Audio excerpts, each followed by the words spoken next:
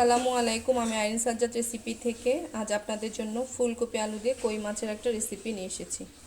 এটা তৈরি করতে যা যা লাগছে সেগুলো আপনাদের সাথে শেয়ার করছি।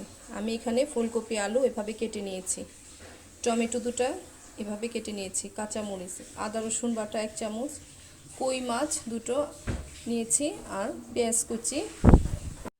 কই মাছটা আমি হলুদ মরিচ লবণ দিয়ে ভেজে নিয়েছি।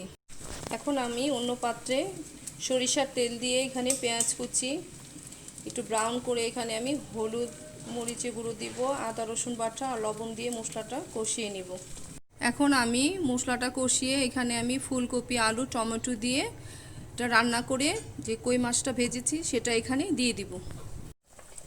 এখন আমি এখানে মটরশুঁটি দিয়ে ফুলকপি কই মাছ দিয়ে এভাবে কষিয়ে রান্না করছি।